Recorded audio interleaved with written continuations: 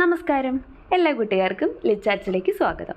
അപ്പോൾ ഈ ഒരു വീഡിയോയിൽ തമിഴ്നാട് ടീച്ചേഴ്സ് എഡ്യൂക്കേഷൻ യൂണിവേഴ്സിറ്റിയിലെ BEdൻ്റെ സെക്കൻഡ് സെമസ്റ്ററിൽ അണ്ടർസ്റ്റാൻഡിങ് ഡിസിപ്ലിൻസ് ആൻഡ് സബ്ജക്റ്റ് എന്നുള്ള സബ്ജക്റ്റിൻ്റെ ക്ലാസ്സസ്, അത് എസ്പെഷ്യലി ഞാനൊരു എക്സാം ഓറിയൻറ്റഡ് റിവിഷൻ എന്നുള്ള രീതിക്കാണ് ഇടുന്നത്. അതായത് അതിൻ്റെ എല്ലാ ടോപ്പിക്കുകളും നമ്മൾ കവർ ചെയ്യുന്നതായിരിക്കും. പക്ഷേ ഒത്തിരി ഡീറ്റെയിൽ ആയിട്ട് പറയാതെ അതിനൊരു ക്യാപ്സ്യൂൾ ഫോമാറ്റിൽ വളരെ ഷോർട്ടായിട്ടുള്ള പോയിൻറ്റ്സ് ആയിട്ട് നിങ്ങളിലേക്ക് എത്തിക്കാൻ വേണ്ടിയിട്ടുള്ള ഒരു പ്രസൻറ്റേഷനാണ് ഈ വീഡിയോ. അപ്പോൾ ആസ് എ BEd സ്റ്റുഡൻറ്റ് നമുക്ക് ഒത്തിരി വലിച്ചു വാരിയിട്ട് പഠിക്കേണ്ട കാര്യമില്ല. നമ്മളെന്തായാലും ഡിഗ്രിയൊക്കെ കഴിഞ്ഞ് വന്ന കുട്ടികളല്ല. അപ്പോൾ തീർച്ചയായിട്ടും നമുക്കൊരു ഷോർട്ട് പോയിൻറ്റ്സ് കിട്ടിക്കഴിഞ്ഞാൽ ആ ഒരു എക്സാം ടൈമിൽ ജസ്റ്റ് ബൈ ഹാർട്ട് ചെയ്ത് വെക്കാനും ആ സെയിം സാധനത്തിന് നമുക്ക് എക്സാം ഹോളിൽ എത്തുമ്പോഴേക്കും നമുക്ക് എന്ത് ചെയ്യാൻ പറ്റും, എലാബറേറ്റ് ചെയ്ത് എഴുതാനായിട്ട് സാധിക്കും. അപ്പോൾ ഒന്നാമത് നിങ്ങൾ ശ്രദ്ധിക്കേണ്ട കാര്യം, നിങ്ങൾ ഫസ്റ്റ് ഫോം എഴുതിയപ്പോൾ തന്നെ നിങ്ങൾക്ക് മനസ്സിലായിട്ടുണ്ടാവും ഒത്തിരി എഴുതുക എന്നുള്ളതാണ് BEdൻ്റെ ഏറ്റവും ഇമ്പോർട്ടൻ്റ് ആയിട്ട് നമ്മൾ ശ്രദ്ധിക്കേണ്ട ഒരു കാര്യം എക്സാം ടൈമിൽ. അപ്പോൾ അതിന് നിങ്ങൾക്ക് ഹെൽപ്ഫുൾ ആവുന്ന രീതിയിൽ ഈ കാര്യങ്ങൾ ഈ ജസ്റ്റ് പോയിൻറ്റ്സ് നിങ്ങളൊന്ന് ഓർത്ത് വയ്ക്കുക. അത് വെച്ചിട്ട് നമുക്ക് ആ സമയത്ത് എന്ത് ചെയ്യാം, ആവശ്യത്തിന് മാർക്കിൻ്റെ അടിസ്ഥാനത്തിൽ എത്ര മാർക്കാണോ അതനുസരിച്ച് നമുക്കതിനെ എലാബറേറ്റ് ചെയ്ത് എഴുതാനായിട്ട് പറ്റുന്ന തരത്തിലുള്ള പോയിൻറ്റ്സ് ആണെന്നുള്ളത് ഓർക്കുക കേട്ടോ. അപ്പോൾ നമുക്ക് നമ്മുടെ ഫസ്റ്റ് യൂണിറ്റാണ് നമ്മൾ ഈ ഒരു വീഡിയോയിൽ ഡിസ്കസ് ചെയ്യാനായിട്ട് പോകുന്നത്. ഡിസിപ്ലിൻസ് ആൻഡ് സബ്ജക്ട്സ് എന്നാണ് നമ്മുടെ ഫസ്റ്റ് യൂണിറ്റിൻ്റെ പേര്. അപ്പോൾ അതിൽ ഫസ്റ്റ് ടോപ്പിക്കായിട്ട് വരുന്നത് എന്താണ്, ഡിസിപ്ലിൻസ് ആൻഡ് സബ്ജക്ട്സ്. നമ്മുടെ ടൈറ്റിൽ തന്നെയാണ് നമ്മുടെ ഫസ്റ്റ് ടോപ്പിക്ക്. അതിൻ്റെ മീനിങ്ങും കാര്യങ്ങളൊക്കെയാണ് ചോദിക്കുന്നത്. അപ്പോൾ ഫസ്റ്റ് വരുന്നത് എന്താണ്, അതിൻ്റെ മീനിങ് ആണ്. എന്താണ് ഡിസിപ്ലിൻ, എന്താണ് സബ്ജക്റ്റ്, എന്താണെന്നാണ് ചോദിക്കുന്നത്. അപ്പോൾ അതിന് മീനിങ് നോക്കാം. A subject is A specific area of knowledge taught and studied within A school or institution, while A discipline is a broader more specialised branch of knowledge often researched and developed at higher education levels.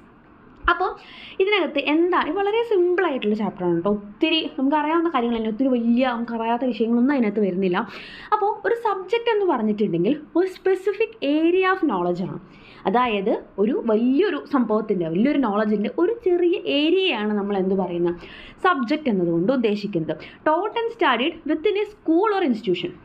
മെയിനായിട്ടും ശ്രദ്ധിക്കേണ്ട കാര്യം, ഒരു subject എന്ന് പറയുമ്പോൾ അതൊരു സ്കൂളിലോ ഒരു ഇൻസ്റ്റിറ്റ്യൂഷനിലോ ആയിരിക്കും പഠിപ്പിക്കുന്നത്. അതായത് ചെറിയ ലെവലിൽ, സ്കൂൾ ലെവലിൽ പഠിപ്പിക്കുന്ന കാര്യങ്ങളെ, ആ ഒരു നോളജിനെയാണ് നമ്മൾ സബ്ജക്റ്റ് എന്നതുകൊണ്ട് ഉദ്ദേശിക്കണം. Why a discipline is a broader more specialised branch of knowledge.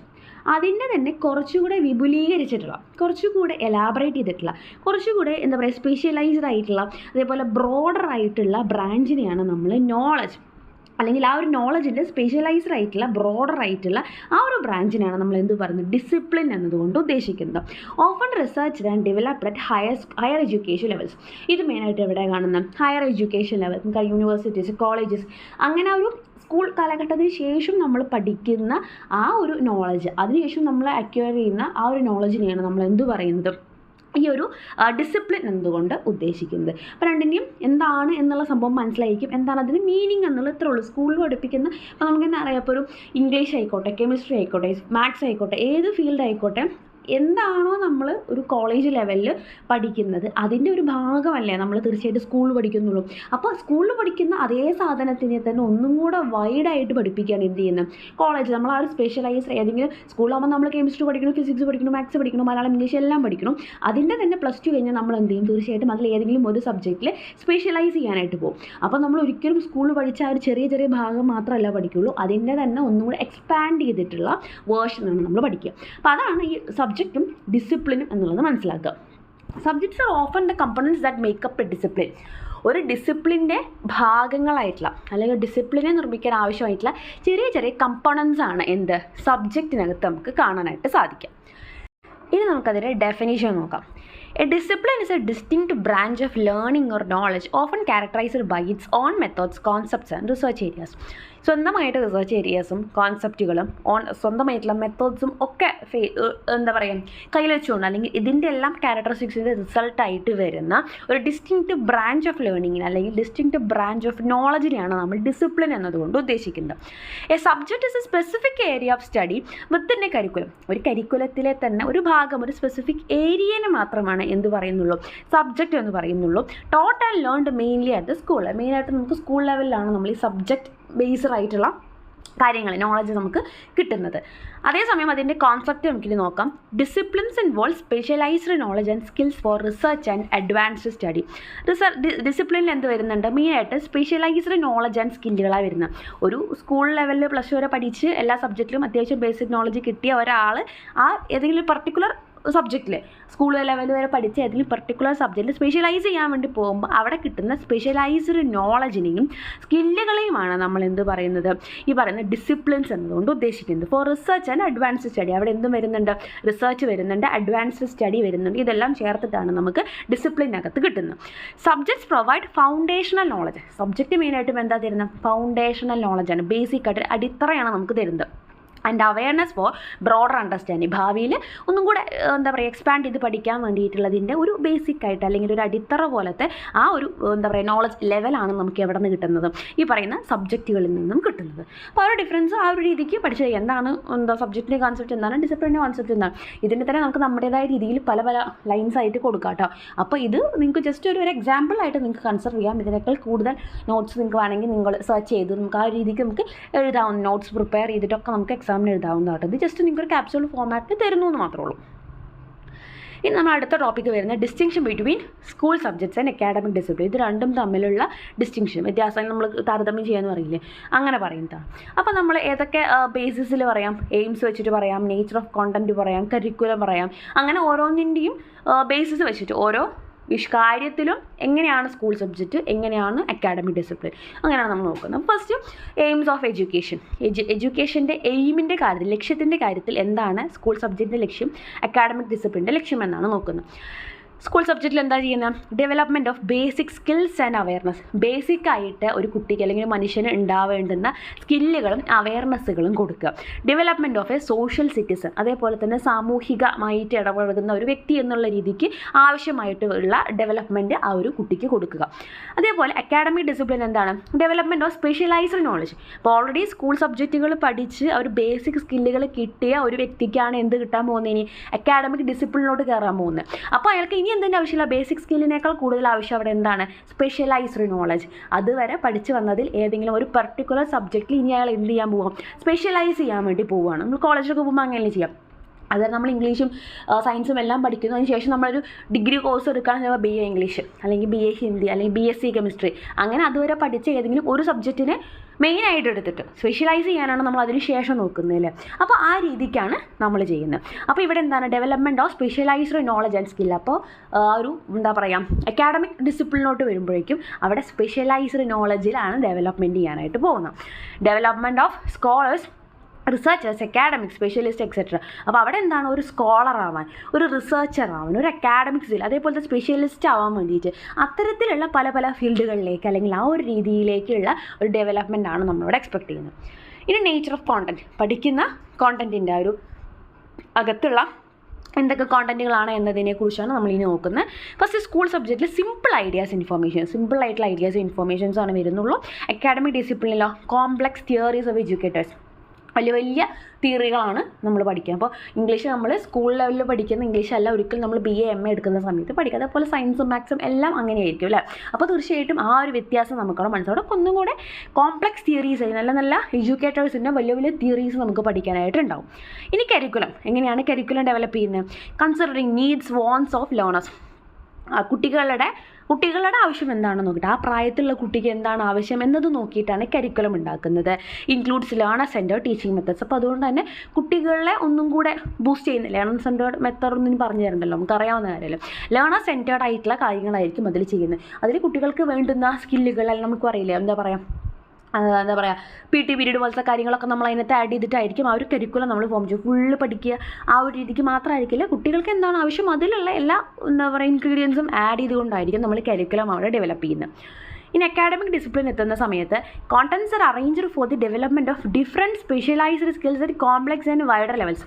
എങ്ങനെയാണ് ആ ഒരു കുട്ടിക്ക് അല്ലെങ്കിൽ ആ ഒരു സ്കൂൾ കാലഘട്ടം കഴിഞ്ഞ് വരുന്ന കുട്ടിക്ക് അത് എങ്ങനെയായിരിക്കും അറേഞ്ച് ചെയ്തിട്ടുണ്ടാവുക, for the development of different specialised skill. ഏത് എന്താ പറയുക മേഖലയിലാണോ ഇനി കുട്ടി സ്പെഷ്യലൈസ് ചെയ്യാൻ പോകുന്നത് അതിൻ്റെ കോംപ്ലക്സിറ്റി എങ്ങനെയാവണം, എത്രത്തോളം വൈഡ് ആക്കണം എന്നത് നോക്കിയിട്ടായിരിക്കും അവിടെ എന്ത് ചെയ്യുന്നത്, കരിക്കുലം ഡെവലപ്പ് ചെയ്യുന്നത്. ഇനി ഡെവലപ്മെൻറ്റ് ഓഫ് സ്കിൽസ്, എങ്ങനെയാണ് സ്കിൽ ഡെവലപ്മെൻറ്റ് ഇത് വരുന്നത് സ്കൂൾ സബ്ജക്റ്റിലും അക്കാഡമിക് ഡിസിപ്ലിനിലും. സ്കൂൾ സബ്ജക്റ്റിൽ എന്താണ്, gives importance for the development of basic skills such as reading, writing and arithmetic. സ്കൂളിൽ നമ്മൾ എന്താ പഠിപ്പിക്കുന്നത്, വായിക്കാനും അതേപോലത്തെ എഴുതാനും കണക്ക് കൂട്ടാനൊക്കെയാണ് പഠിപ്പിക്കുന്നത്. അതാണ് നമ്മൾ ബേസിക് സ്കില്ലുകളായിട്ടുള്ള കാര്യങ്ങളാണ് സ്കൂൾ സബ്ജക്റ്റിൽ പ്രൊവൈഡ് ചെയ്യുന്നത്. അക്കാഡമിക് ഡിസിപ്ലിനിൽ gives importance for the development of specialised skills, mainly professional and vocational skill. അവിടെ നമ്മൾ എന്താ കൊടുക്കുന്നത്, ബേസിക് സ്കില്ലുകളൊക്കെ കിട്ടിയ ഒരു വ്യക്തിയാണ് എവിടെ എത്തുന്നത്, അക്കാഡമിക് ഡിസിപ്ലിൻ പഠിക്കാൻ വരുന്നത്. അയാൾക്ക് നമ്മൾ എന്ത് കൊടുക്കും, സ്പെഷ്യലൈസ്ഡ് സ്കിൽസ്. അപ്പോൾ സ്പെഷ്യലൈസ്ഡ് എന്നുള്ള വേർഡ് നമ്മൾ റിപ്പീറ്റ് ചെയ്ത് വരുന്നുണ്ടല്ലേ, അപ്പോൾ അതൊന്ന് ഓർത്ത് വയ്ക്കുക കേട്ടോ. സ്പെഷ്യലൈസ്ഡ് സ്കിൽസാണ് നമ്മളവിടെ കൊടുക്കുന്നത്.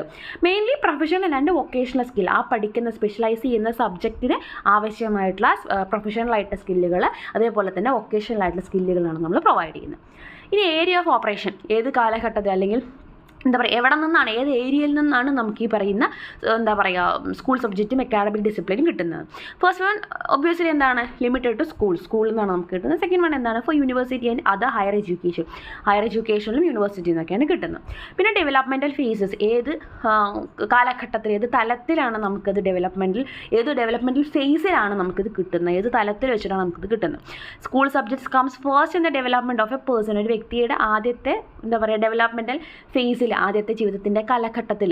നമുക്കറിയാം സ്കൂൾ പഠിക്കുന്ന കാലഘട്ടം എന്ന് പറഞ്ഞാൽ തീർച്ചയായും ഒരു വ്യക്തിയുടെ ആദ്യത്തെ കുറച്ച് വർഷങ്ങളാണ്.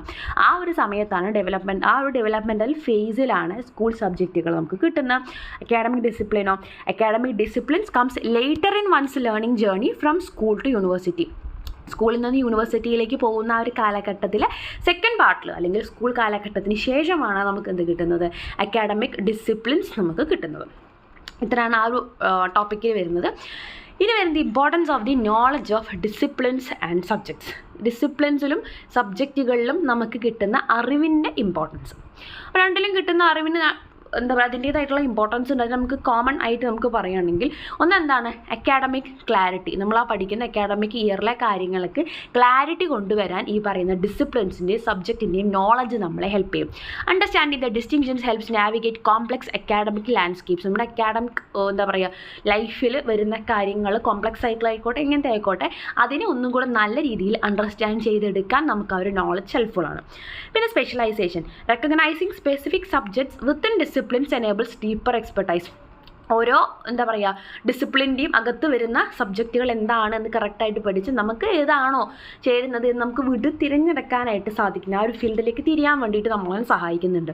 ഇൻ്റർ disciplinary approaches, appreciating multiple disciplines foster holistic understanding and innovative solutions. Interdisciplinary എന്ന് പറഞ്ഞിട്ടുണ്ടെങ്കിൽ മൾട്ടിപ്പിൾ ഡിസിപ്ലിൻ എന്നാണ് മീനിങ് ആണ് കേട്ടോ വരുന്നത്. അതായത് ഒന്നിലധികം ഡിസിപ്ലിനിലേക്ക്, ഇപ്പോൾ ഒരു ഡിസിപ്ലിൻ നമ്മൾ പഠിക്കും അതേസമയം തന്നെ നമുക്ക് വേറൊരു ഡിസിപ്ലിൻ്റെ അണ്ടറിലൂടെ പഠിക്കാൻ ആഗ്രഹം വരുന്നു. അപ്പോൾ ആ ഒരു രീതിക്ക് ഇൻ്റർ ഡിസിപ്ലിനറി ആയിട്ടുള്ള അപ്രോച്ചുകൾ നമുക്ക് വേണമെന്നുണ്ടെങ്കിൽ ആ ഒരു രീതിക്ക് നമുക്ക് തിരിയാനായിട്ട് ഈ നോളജ് നമ്മളെ സഹായിക്കുന്നു.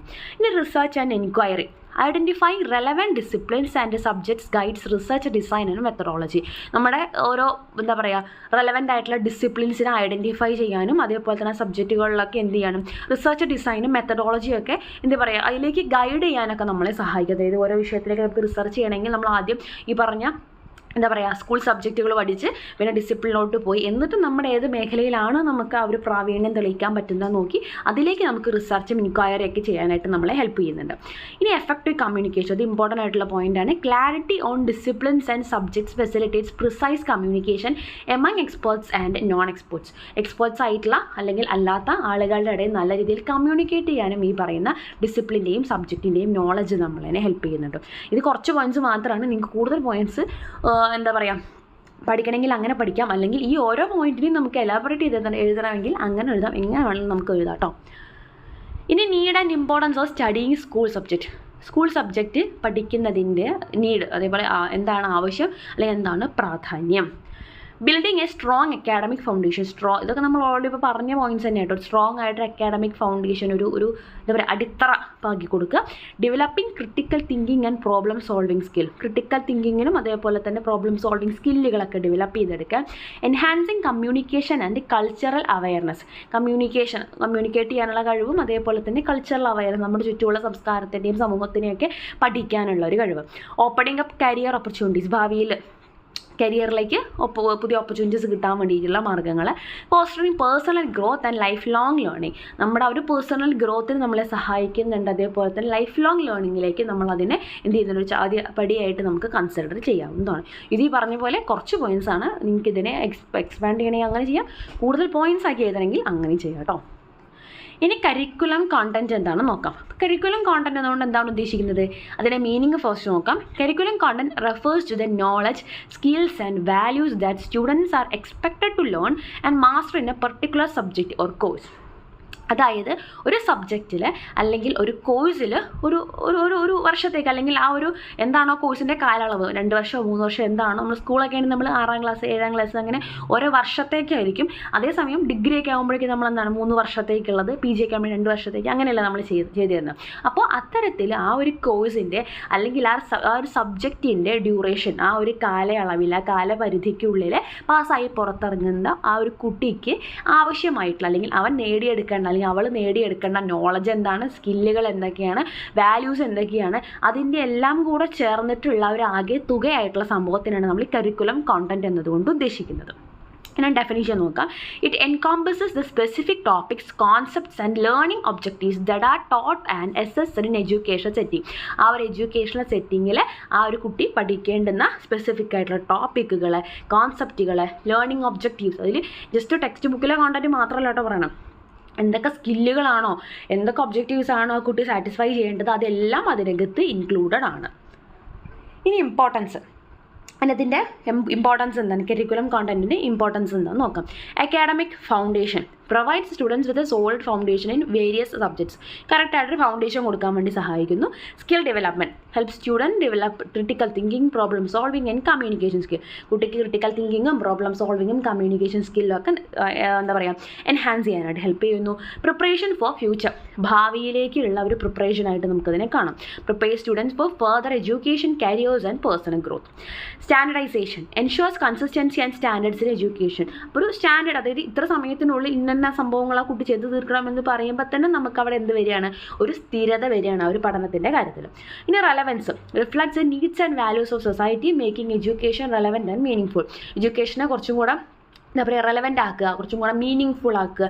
അതേപോലെ തന്നെ ആ ഒരു കാലഘട്ടത്തിൽ സമകാലികമായിട്ട് നടക്കുന്ന കാര്യങ്ങൾ ആഡ് ചെയ്യുന്നതിൽ കൂടെ എന്ത് ചെയ്യുന്നു, ആ ഒരു കുട്ടിക്ക് സമൂഹത്തിന് കൂടുതൽ അടുത്തറിയാനുള്ള ഒരു എന്താ പറയുക ഡോർ കൂടെ നമ്മൾ ഓപ്പൺ ചെയ്ത് കൊടുക്കുകയാണ് ചെയ്യുന്നത്. അപ്പോൾ അതൊക്കെയാണ് അതിൻ്റെ ഇമ്പോർട്ടൻസ് വരുന്നത്. ഇനി John Dewey's ideas on disciplinary knowledge and curriculum. അത് ഇമ്പോർട്ടൻ്റ് ആയിട്ടുള്ള ബാക്കിയൊക്കെ നമ്മൾ ഏറെക്കുറെ ഒരേ ടോപ്പിക്ക് ഒരേ പോയിൻറ്റ്സ് തന്നെയാണ് വരുന്നത്.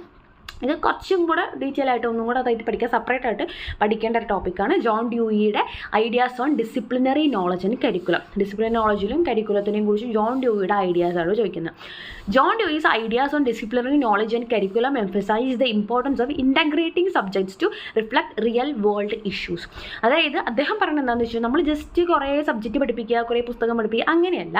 അവിടെ നമ്മൾ എന്ത് ഇൻ്റഗ്രേറ്റ് ചെയ്യണം അല്ലെങ്കിൽ എന്ത് കമ്പൈൻ ചെയ്യണം, സബ്ജക്റ്റിനെ റിയൽ വേൾഡ് ഇഷ്യൂസ് ആയിട്ട് കമ്പൈൻ ചെയ്തിട്ട് വേണം നമ്മൾ എന്ത് ചെയ്യാനായിട്ട് എപ്പോഴും കുട്ടികളെ പഠിപ്പിക്കാനായിട്ട്. He believed that students should not learn subjects in isolation. അദ്ദേഹം വിശ്വസിക്കുന്നത് എന്താണെന്ന് വെച്ചാൽ വെറുതെ പുസ്തകം പഠിക്കുക അല്ലെങ്കിൽ സബ്ജക്റ്റ് മാത്രം ഒറ്റയ്ക്ക് പഠിക്കുക എന്നതിൽ അദ്ദേഹം വിശ്വസിക്കുന്നില്ല. But rather see connections between concepts to foster a comprehensive understanding of knowledge. അതേസമയം തന്നെ നമ്മൾ എന്ത് ചെയ്യണം, കറക്റ്റായിട്ട് ആ ഒരു നോളജിനെ അണ്ടർസ്റ്റാൻഡ് ചെയ്യണമെന്നുണ്ടെങ്കിൽ നമ്മൾ എന്ത് ചെയ്യണം, ആ ഒരു നോളജ് എന്താണോ അതിൽ പറയുന്ന സബ്ജക്റ്റ് ആ കോൺസെപ്റ്റ് നമ്മൾ നല്ല രീതിയിലേക്ക് കണക്ട് ചെയ്ത് നമ്മുടെ ലൈഫിലേക്ക് കണക്ട് ചെയ്ത് കുട്ടികൾക്ക് പറഞ്ഞു കൊടുത്താൽ മാത്രമേ അവർക്ക് ആ കാര്യം കറക്റ്റായിട്ട് മനസ്സിലാവുള്ളൂ, കറക്റ്റായിട്ട് കോംപ്രഹെൻഡ് ചെയ്തെടുക്കാനായിട്ട് പറ്റുള്ളൂ. Here are some key points about Dewey's approach. കുറച്ച് പോയിൻറ്റ്സ് ആണ് ഇനി പറയുന്നത്, അതിൻ്റെ മെയിനായിട്ടുള്ള കുറച്ച് പോയിൻറ്റ്സ്. ഒന്ന്, ഇൻ്റഗ്രേഷൻ ഓഫ് സബ്ജക്ട്സ്, സബ്ജക്റ്റിൻ്റെ ഇൻ്റഗ്രേഷൻ. Combined disciplines for a richer understanding. അതായത് ഒരു സബ്ജക്റ്റിൽ നിന്നും മറ്റൊരു സബ്ജക്റ്റിലേക്ക് കണക്ട് ചെയ്ത് പഠിക്കാൻ പറ്റുന്ന തരത്തിൽ കാര്യങ്ങൾ ക്ലാസ്സസ് അറേഞ്ച് ചെയ്യാം. Experiential learning, hands on experience and experimentation. Maximum നമ്മൾ എക്സ്പെരിമെൻറ്റ്സ് വെച്ചുകൊണ്ട് കൈ തൊട്ടുകൊണ്ട് നമുക്ക് ചെയ്യാൻ പറ്റുന്ന തരത്തിലുള്ള പരീക്ഷണങ്ങളും കാര്യങ്ങളൊക്കെ വെച്ചുകൊണ്ട് കുട്ടിക്ക് കാര്യങ്ങൾ പറഞ്ഞു കൊടുക്കുക. സ്റ്റുഡൻറ്റ് സെൻറ്റേർഡ്, കുട്ടികളിൽ സ്റ്റുഡൻറ്റ് സെൻറ്റേർഡ് അപ്രോച്ച് എന്താണെന്ന് നമുക്കറിയാം. Adapt curriculum to student interest and needs. കുട്ടികളുടെ ഇൻട്രസ്റ്റിനും അവരുടെ ആവശ്യത്തിനും പറ്റുന്ന രീതിയിൽ എന്ത് ചെയ്യുക, എന്താ പറയുക ക്ലാസ്സസ് അറേഞ്ച് ചെയ്യാനായിട്ട് ശ്രദ്ധിക്കുക. Real life relevance, ground curriculum in real world experiences. Real life relevance നമ്മുടെ റിയൽ ലൈഫിലേക്ക് ആയിട്ട് റിലേറ്റ് ചെയ്ത് പറയാൻ പറ്റുന്ന കാര്യങ്ങൾ, അല്ലെങ്കിൽ റിയൽ ലൈഫിൽ റിയൽ വേൾഡിലെ എക്സ്പീരിയൻസുമായിട്ട് റിലേറ്റ് ചെയ്തുകൊണ്ട് നമ്മളെപ്പോഴും ക്ലാസ്സസ് സബ്ജക്റ്റുകളൊക്കെ അറേഞ്ച് ചെയ്യാം. Collaborative learning foster critical thinking and problem solving through collaboration. Collaborate ചെയ്തത് കുട്ടികളുടെ ഇടയിലുള്ള കൊളാബറേഷൻ ആവാം, സബ്ജക്റ്റുകൾ തമ്മിലുള്ള കൊളാബറേഷൻ ആവാം, ആ ഒരു രീതിക്ക് പഠിക്കാനായിട്ട് ശ്രമിക്കുക. Flexibility dynamic curriculum adapting to student needs. അവിടെ എന്ത് ചെയ്യണം? ഫ്ലെക്സിബിലിറ്റി എന്ന് പറയുമ്പോൾ കരിക്കുലം നമുക്ക് എപ്പോഴും ഡൈനാമിക് ആയിരിക്കണം, നമുക്ക് ചേഞ്ച് ചെയ്യാൻ പറ്റുന്ന തരത്തിൽ എന്താണ് ഓരോ പ്രായത്തിലും കുട്ടിക്ക് അല്ലെങ്കിൽ ഓരോ സമൂഹത്തിലും ഓരോ സമകാലീന പ്രസക്തമായിട്ടുള്ള സിറ്റുവേഷൻസ് മാറി വരുന്ന സമയത്തും എന്താണോ കുട്ടിക്ക് അറിയേണ്ടത് ആ കാര്യം ആ സമയത്ത് ചേഞ്ച് ചെയ്ത് പഠിപ്പിക്കാൻ. അല്ലാണ്ട് 10-20 വർഷം മുന്നേ എന്താണോ ഒരു കുട്ടി പഠിച്ചിരുന്നത് അത് തന്നെ 10-20 വർഷത്തിന് ശേഷവും ഉള്ള കുട്ടികൾ പഠിക്കുക എന്ന് പറയുമ്പോൾ അതിൽ കാര്യമില്ല. അപ്പോഴേക്കും ആ ഒരു വർഷങ്ങൾ മാറുന്നതനുസരിച്ച് അവർ ജീവിക്കുന്ന സാഹചര്യങ്ങൾ, അവരുടെ ചുറ്റുപാട് നടക്കുന്ന കാര്യങ്ങളൊക്കെ മാറിക്കൊണ്ടിരിക്കും. അതനുസരിച്ചിട്ട് കാര്യങ്ങൾ മാറ്റിയിട്ട് വേണം കുട്ടികൾക്ക് പറഞ്ഞു കൊടുക്കാനായിട്ട് എന്നൊക്കെയാണ് അദ്ദേഹത്തിൻ്റെ opinion. In relationship between school subjects and academic discipline തമ്മിലുള്ള റിലേഷൻഷിപ്പാണ്. School subjects introduce students to various disciplines. School subjects lay the foundation for further study in academic disciplines. അപ്പോൾ സ്കൂൾ സബ്ജക്റ്റുകൾ എന്താ ചെയ്യുന്നത്? പല പല ഡിസിപ്ലിനിലേക്ക് കുട്ടികളെ ഇൻട്രൊഡ്യൂസ് ചെയ്ത് കൊടുക്കുകയാണ് ചെയ്യുന്നത്. ഇത് ഡിസിപ്ലിൻ ഇങ്ങനെ തന്നെ സംഭവങ്ങളുണ്ട്, സബ്ജക്റ്റുകളുണ്ട് എന്ന് നമുക്ക് പറഞ്ഞു തരുന്നത് അല്ലെങ്കിൽ അതിലേക്കുള്ള തുടക്കം എന്ന് പറയുന്നത് എന്താണ്? തീർച്ചയായിട്ടും സ്കൂൾ സബ്ജക്റ്റുകളാണ്. അതിനുശേഷം സ്കൂൾ സബ്ജക്റ്റുകൾ എന്താ ചെയ്യുന്നത്? ലേ the foundation for further study in academic discipline. കൂടുതൽ ഭാവിയിൽ അക്കാഡമിക് ഡിസിപ്ലിനിലേക്ക് പോകാനുള്ള ഒരു ഫൗണ്ടേഷൻ നമുക്ക് തരുന്നുണ്ട്. അതേപോലെ അക്കാഡമിക് ഡിസിപ്ലിൻ എന്താണ്? Are specialised fields of study. ഈ സ്കൂളിൽ പഠിച്ച ഓരോ സബ്ജക്റ്റിനെയും സ്പെഷ്യലൈസ്ഡ് ഫീൽഡിനെയാണ് നമ്മൾ അക്കാഡമിക് ഡിസിപ്ലിൻ എന്നതുകൊണ്ട് ഉദ്ദേശിക്കുന്നത്. Students progress from school subjects to more specialised academic disciplines. സ്കൂളിൽ പഠിച്ച സബ്ജക്റ്റിൽ നിന്നും ഒന്നും കൂടെ പ്രോഗ്രസ് ചെയ്തുകൊണ്ട്, ഒന്നും കൂടെ ഇംപ്രൂവ് ചെയ്തുകൊണ്ട് കുറച്ചും കൂടെ സ്പെഷ്യലൈസ്ഡ് ആയിട്ട് കുട്ടികൾ പഠിക്കുന്നതാണ് ഇവിടെ അക്കാഡമിക് ഡിസിപ്ലിൻ. അപ്പോൾ അതുകൊണ്ട് തന്നെ രണ്ടും തമ്മിൽ കണക്റ്റഡ് ആണ്. ഒന്ന് മറ്റൊന്നിലേക്ക് വഴിവെക്കുന്ന അല്ലെങ്കിൽ ഒന്ന് മറ്റൊന്നിലേക്ക് കൂടുതൽ ഹെൽപ്ഫുൾ ആയിട്ട് പുതിയ പുതിയ രീതിയിൽ എങ്ങനെ അപ്രോച്ച് ചെയ്യണമെന്ന് പറഞ്ഞു കൊടുക്കാൻ വേണ്ടി സഹായിക്കുന്നതായതുകൊണ്ട് തന്നെ രണ്ടും തമ്മിലുള്ള റിലേഷൻഷിപ്പ് എന്ന് പറയുന്നത് അത്രയും ഡീപ്പായിട്ടുള്ളതാണ്. അപ്പോൾ ഇത് പറഞ്ഞ പോലെ ഈ 4 പോയിൻറ്റ്സിൽ ഓരോ പോയിൻറ്റിനെയും നമുക്ക് ഓരോ പാരഗ്രാഫായിട്ട് എക്സ്പാൻഡ് ചെയ്യാം, അല്ലെങ്കിൽ കൂടുതൽ പോയിൻറ്റ്സ് നമുക്ക് അതിനോട്ട് ആഡ് ചെയ്യാം. This relationship enable students to build a strong foundation and specialise in their chosen field. അപ്പോൾ അതുകൊണ്ട് തന്നെ ഈ ഒരു റിലേഷൻഷിപ്പാണ് എന്ത് ചെയ്യാൻ സാധിക്കുന്നത്? അവർക്ക് അവർ സ്ട്രോങ് ഫൗണ്ടേഷൻ കൊടുക്കാനും രണ്ടും തമ്മിൽ കണക്ട് ചെയ്ത് കൊണ്ടുപോകാനൊക്കെ അവരെ സഹായിക്കുന്നത് എന്നുള്ളത് ഓർത്ത് വയ്ക്കുക. അപ്പോൾ ഇത്രയാണ് ഈ ഒരു ചാപ്റ്ററിൽ വരുന്നത്. ബാക്കിയുള്ള ചാപ്റ്ററുകൾ നമ്മൾ ഇതിൻ്റെ പുറകെയായിട്ട് അപ്ലോഡ് ചെയ്യുന്നതായിരിക്കും. ബാക്കിയുള്ള സബ്ജക്റ്റുകൾ നമ്മൾ ചെയ്യാനായിട്ട് പോകുന്നുണ്ട്. അപ്പോൾ ചാനൽ ആദ്യമായിട്ടാണ് കാണുന്നതെന്നുണ്ടെങ്കിൽ തീർച്ചയായിട്ടും സബ്സ്ക്രൈബ് ചെയ്യുക, സപ്പോർട്ട് ചെയ്യുക. താങ്ക്